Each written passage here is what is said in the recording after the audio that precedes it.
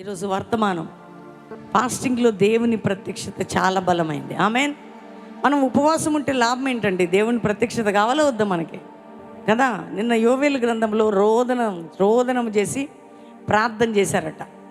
ఆ ప్రార్థన చాలా బలంగా, అంటే ప్రేయర్ చేయడం అంటే ఏదో అయ్యో అయ్యో అయ్యో అని అరవడం కాదు, కానీ ప్రేయర్ పవర్ అనేది దేవుని ప్రత్యక్షతను తీసుకురావాలి. ఎందుకంటే బైబిల్ గ్రంథంలో నెహెమ్యా ప్రార్థన చేశాడు, దానియేలు గారు అందరి ప్రార్థనలకి ఒక ప్రార్థన ఉజ్జీవం రగులుకుంది. ఏమి రగులుకుందండి? దేవుని ప్రత్యక్షత దిగింది అక్కడ. ఆమెన్. దేవదూతలు దిగారు ప్రతి ప్రార్థనలలో. మరి మనకెందుకు జరగొద్దు? జరగొద్దా?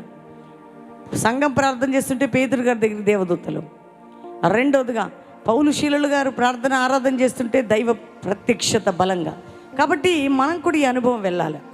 యోవేలు గ్రంథంలో వారు ప్రార్థన చేశారు, రోదన చేశారట. ప్రార్థన విధానంలో మార్పు చాలా ఉంటాయి. ఏదో నామకార్థంగా ఫాస్టింగ్ ఉండి ప్రార్థన చేసేవారు ఉంటారు, నిజంగా ఉపవాసంతో దేవుని వెతికేవారు ఉంటారు. కానీ ఉపవాస ప్రార్థన ఖచ్చితంగా దేవుని ప్రత్యక్షతను బయటికి తీసుకొని వస్తుంది. ఎందుకంటే చూడండి, మనం చదువుకుంటే యోవేలు గ్రంథం 2వ అధ్యాయం మనం 13-14 వచనం నుండి, మీ దేవుడైన యెహోవా కరుణ వాత్సల్యములు గలవాడును శాంతమూర్తియు అత్యంత కృపగలవాడునై ఉండి తాను చేయనుద్దేశించిన కీడును చేయక పశ్చాత్తాపపడును గనుక మీ వస్త్రములను కాక మీ హృదయములను చింపుకొని ఆయన తట్టు తిరుగుడి. దేవునికి కావలసిన ఉపవాస ప్రార్థన, ప్రత్యక్షత పొందే ప్రార్థన ఏంటంటే మీ హృదయమును చింపుకోవాలి. అంటే హృదయమును, మన హృదయములో ఉన్నటువంటి హృదయం చాలా వాటితో నిండిపోయి ఉంటుంది. హృదయములో కల్మషం, హృదయములో కుళ్ళు, హృదయములో ద్వేషం, హృదయములో అసూయ, హృదయములో మత్సరము, హృదయములో అల్లర్లు, హృదయములో అన్ని రకాలు ఉంటాయి. అందుకని మీ వస్త్రములను కాక మీ హృదయములను చింపుకున్నాడు. ఏమనుందండి అక్కడ? మీ వస్త్రములను కాక, అంటే వస్త్రము ఏదో గోనె పట్టేసుకొని లేకపోతే నిష్ఠ నియమంగా ఉపవసించి ప్రార్థన చేస్తే నేను వింటానులే దేవుడు. అక్కడ దైవజనుడి ద్వారా దేవుడు ఏం మాట్లాడుతున్నాడు? మీ వస్త్రాలు కాక మీ హృదయమును చింపుకొని ఆయన తట్టు తిరుగుడి. హృదయమును చింపుకోవటం ఇది చాలా కష్టతరమైంది. హృదయములో ఇప్పుడు చూడు, నీ హృదయంలో చాలా మంది మీద చాలా ఉంటాయి. నీ హృదయంలో చాలా అపోహలు ఉంటాయి. నీ హృదయంలో చాలా కల్మషంతో కూడిన ఆలోచనలు ఉంటాయి. నీ బాహ్యంగా ఫాస్టింగ్ ఉండి నువ్వెంత ప్రార్థన చేసినా దానికి జవాబు ఉండదు. హృదయము చింపుకొని దేవుని తట్టు తిరగాలని అంటే మన హృదయాన్ని కంప్లీట్గా మనలో కలిగే శరీర సంబంధమైన క్రియలు, ఆలోచనలు, విధానాలు తిప్పుకొని వాటిని అన్నిటినీ తీసుకొని దేవుని పాదముల మీద ఆయన తట్టు తిరగాలంట. ఎందుకంటే దేవుడు ఎవరితో మాట్లాడతాడు? హృదయము క్లారిటీగా ఉన్న వాళ్ళతో మాట్లాడతాడు. హృదయములో ఆయాసకరమైనవి, హృదయములో దేవుని ఇబ్బంది పెట్టేది, హృదయములో దేవుని గాయపరిచేది, హృదయములో ఇతరుల మీద పెట్టుకున్నవి, ఇవన్నీ కూడా ఎక్కడ పడేయాలంటే దేవుని దగ్గర పడేయాలి. కొన్నిసార్లు నువ్వు ఉపవాస ప్రార్థనలకు వచ్చినప్పుడు, నువ్వు దేవుని సన్నిధిలో గడుపుతున్నప్పుడు నీ మనసులో ఫాస్టింగ్ ఉంటావు, భోజనం చెయ్యవు, ప్రార్థన చేస్తావు, కానీ నీ హృదయంలో చాలామంది మీద చాలా ఉంటాయి. ఉండవండి? మీ ఇంట్లో నీ భర్త మీద ఉంటుంది, అత్తగారి మీద ఉంటుంది, భార్య మీద ఉంటుంది, కుటుంబ సభ్యుల మీద ఉంటుంది, బంధుమిత్రుల మీద, లోకం మీద ఉంటుంది, అనేకుల మీద ఉంటాయి. ఇవన్నీ పెట్టుకొని మనసుల్లో నింపుకొని మనం ప్రార్థన చేయలేము. రెండవదిగా మనం ఏదేది ఒప్పుకోవాలో, ఏదేది విడిచిపెట్టాలో మన హృదయంలో నుండి వాటిని ఒప్పుకొని విడిచిపెట్టి చించుకునే వాటిగా దేవుని తట్టు తిరిగేటట్టుగా మన హృదయాలు ఉండాలట. అందుకనే దేవుడు హృదయాన్ని చూసే దేవుడు. ఆయన నీ ఫాస్టింగ్ ప్రేయర్లో నీ లోపట నుండి చూసి జవాబిచ్చే దేవుడు. అందుకని దేవుడు అంటాడు కదండి, హృదయము అన్నిటికంటే మోసకరమైనది, ఘోరమైన వ్యాధి కలిగిందంట. వ్యాధి ఎక్కడుందో తెలుసా? నీ ఒంటి మీద కాదు, నీ అంతరంగంలో. జబ్బు ఎక్కడుంది చెప్పండి? కొంతమంది లోపల ఎంత పెట్టుకొని అట్లా అంటారు, ఎంత పెట్టుకొని రహస్యంగా చేస్తూ ఉంటారు. నీ హృదయం చూడ దేవుడు. నువ్వు ఎవరికి హాని పెడుతున్నావు, ఎవరిని మాట్లాడుతున్నావు, ఎవరి మీద నువ్వు పెట్టుకున్నావు, ఎవరి మీద ఏం చేస్తున్నావు, ఎవరిని ఎట్లా మాట్లాడుతున్నావు, నీ ఎక్కడికి వెళ్ళి వస్తుంది నీ ఆశీర్వాదం? అయ్యో ప్రభువా, నేను పొద్దున ఫాస్టింగ్, రాత్రి ఫాస్టింగ్, మధ్యాహ్నం ఫాస్టింగ్. నీ ఫాస్టింగ్ కాదు తల్లి. నువ్వు శారీరకంగా తిండి తినకుండా మంచిగా ఉంటున్నావు, కానీ నీ హృదయము నా ఎదుట సరైనదిగా ఉండాలా. ఆమెన్. నీ హృదయము చించివేయబడాల, చెత్తంత ఖాళీ కావాలా, మురికంత ఖాళీ అయిపోవాలా. హృదయపూర్వకంగా నువ్వు నా దగ్గర గడపాల.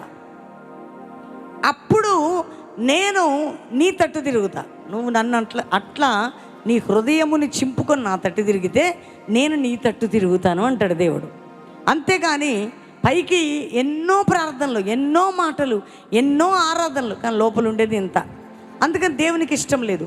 రెండోదిగా, నీకు దేవునికి కొంతకాలం నుంచి కలిసి ఉన్నావు, వాక్యం వింటున్నావు, ప్రార్థనకు వస్తున్నావు, నీ హృదయము దేవుని హృదయం ఎక్కడో దూరంగా ఉంది. ఈ ఫాస్టింగ్లో ఏం కావాలంటే నీ హృదయం కంప్లీట్గా దేవుని తట్టు తిరిగి నీ హృదయంలో, నీ అంతరంగంలో ఆయనకి, ఆయన మాటకి, ఆయన యొక్క స్వభావానికి చోటు ఇవ్వడానికి నువ్వు సిద్ధపడాలి. అందుకనే బాహ్య సంబంధమైన ఫాస్టింగ్ ఓకే, నువ్వు ఉండాలి, ప్రార్థించాలి, కానీ నీ హృదయము క్లీన్ అయిపోవాలి ఉపవాసంలో. ఆమెన్. అందరు చెప్పండి. నీ హృదయము విరిగిపోవాలి ఉపవాసంలో. నీ హృదయము క్లీన్గా కడగబడాలండి. ఏం కావాలా? కడగబడాలి. అందరు చెప్పండి.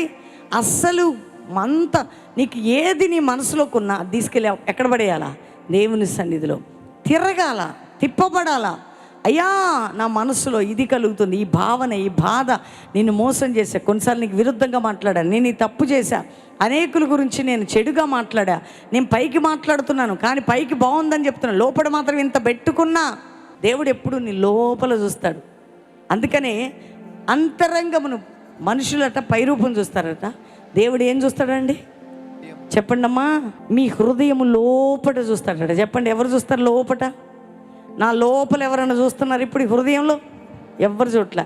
కానీ నేను వాక్యం చెప్తున్నా, మీతో మాట్లాడుతున్నా, నా అంతరంగమును చూసే దేవుడే నా ప్రార్థన, నా ఉపవాసము, నా అంతరంగము సరైనదిగా కనబడితే దైవ ప్రత్యక్షత దిగబోతున్నది. ఎందుకు మాట్లాడండి దేవుడు? నీ హృదయం దేవుని ఎదుట సరైనదిగా, ఒప్పుకోలుగా కనబడినప్పుడు, దేవుని ఎదుటికి సరిగ్గా నువ్వు వచ్చినప్పుడు. ఒక పాపాత్మురాలైన స్త్రీ వచ్చింది, రాళ్లతో కొడుతున్నారు అందరు కొట్టడానికి. మీలో పాపం లేనివాడు మొదటి రాయి అంటే అందరు వెళ్ళిపోయారు. ఎందుకంటే వాళ్ళ హృదయంలో ఇన్ని ఉన్నాయి, వాళ్ళ జీవితంలో ఇంత ఉంది, అందుకని వాళ్ళకి అది లేదు. ఆమెను వదిలిపెట్టి వెళ్ళిపోయారు.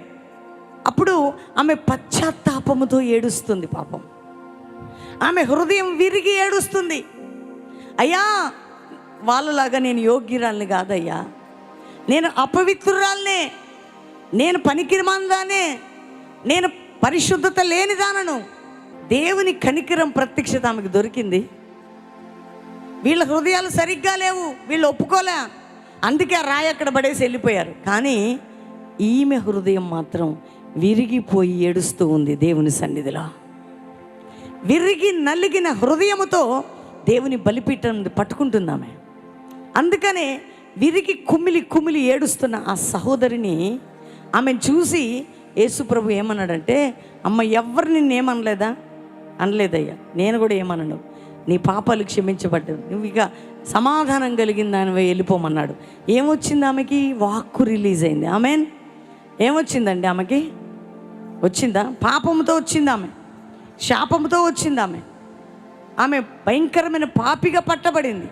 కానీ విరిగి నలిగిన హృదయంతో ఆమె ఏడ్చి అయ్యా అని మాట్లాడడానికి కూడా ధైర్యం చాలక ఆమె జీవితాన్ని సమర్పించుకున్నప్పుడు ప్రభు ఏమన్నాడంటే, ఎవరు నిన్నేమనలేదు, నేను కూడా ఏమన్నాను, ఇక నువ్వు పాపము చేయకు, నువ్వు సమాధానము కలిగిన దానివై వెళ్ళు. దేవునితో మాట్లాడుతున్నాడు. ఎందుకంటే విరిగిన హృదయంతో వచ్చింది, పగిలిపోయిన జీవితంతో వచ్చింది. అవునయ్యా, నేను దౌర్భాగ్యురాల్ని ఒప్పుకుంటుంది హృదయపూర్వకంగా. అందుకనే దేవుని కనికరం దిగి వచ్చిందనమాట. చూసారా, మీ జీవితాల్లో కూడా మనం ఉపవసించి ప్రార్థన చేస్తున్నాం, చాలా సంతోషం.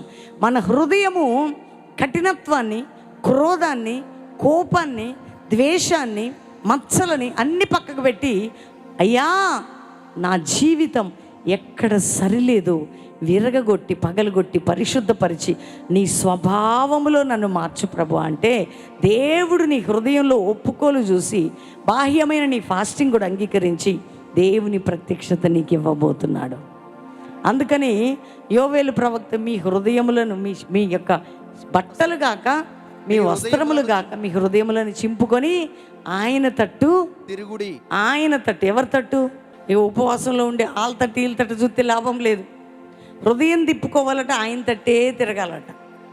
ఎందుకంటే ఆయన తట్టు తిరిగినప్పుడు, అంటే పోయి నిలబడ్డం కదా ఆయన ముందు, మన జీవితాన్ని ఆయన తట్టు, మన సమస్యను ఆయన తట్టు, మన వేదనను ఆయన తట్టు, మన పోరాటాలను ఆయన తట్టు, సమస్తాన్ని ఆయన తట్టు తిప్పి ఆయన దగ్గర హృదయాన్ని చింపుకొని ఏడిస్తే దేవుడు మనతో మాట్లాడడానికి సిద్ధంగా ఉన్నాడు. ఎందుకు మాట్లాడండి దేవుడు? అందుకని ఏమంటున్నాడు కింద వచ్చిన దాని తర్వాత చదవండి.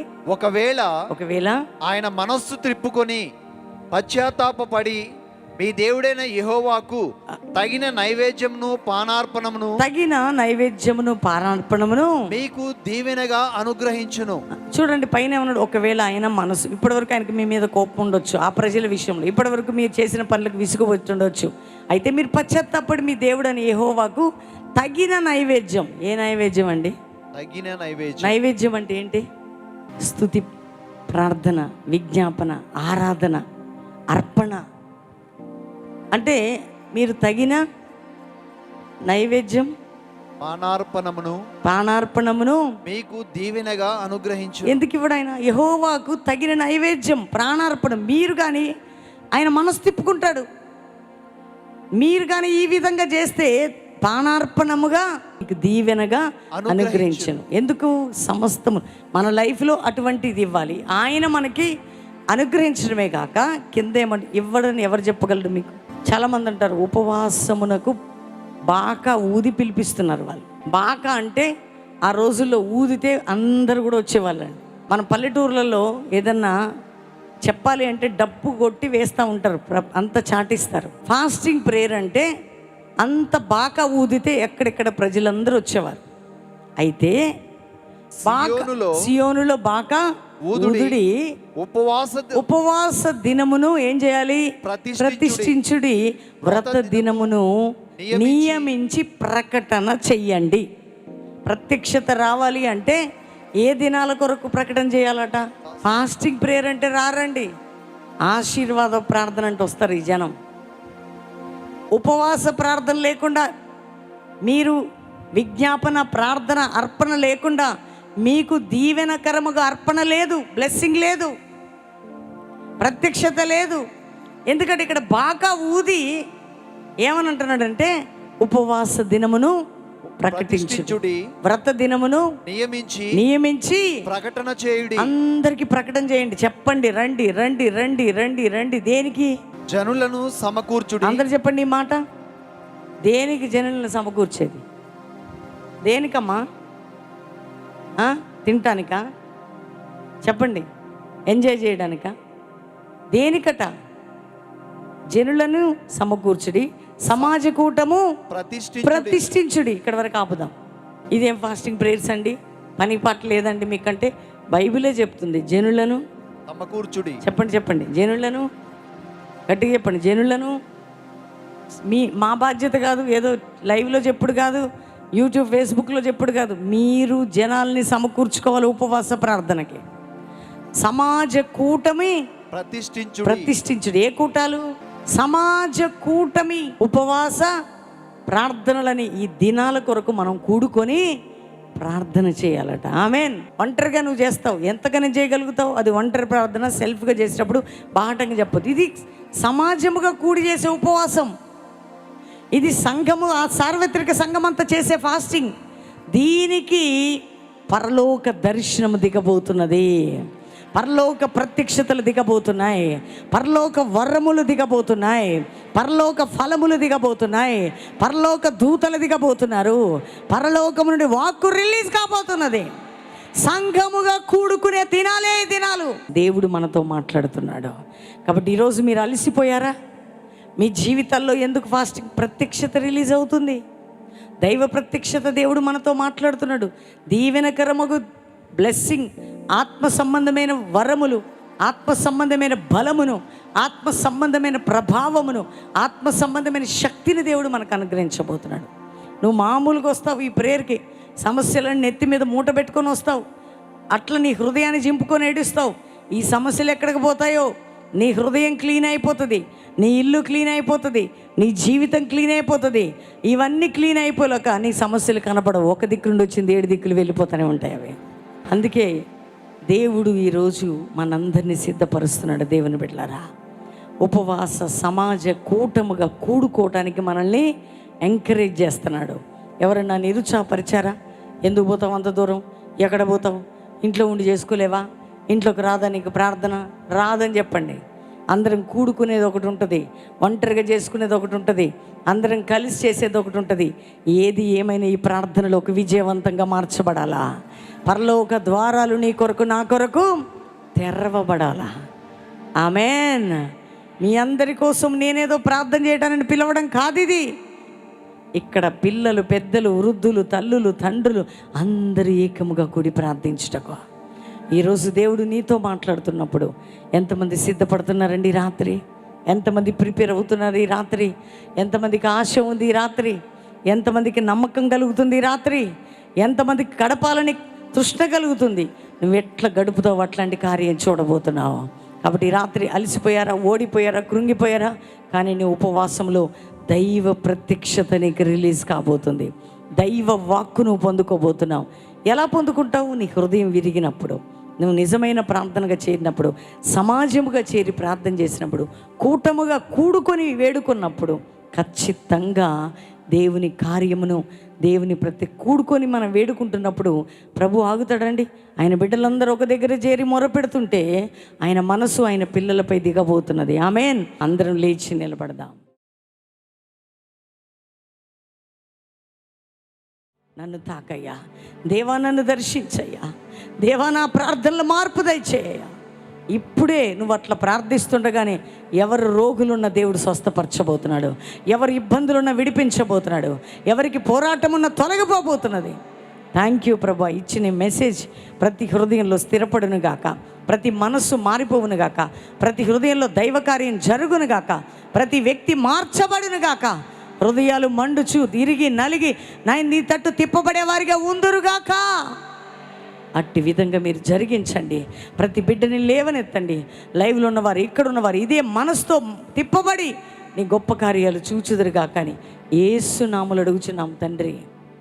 ఆమేన్.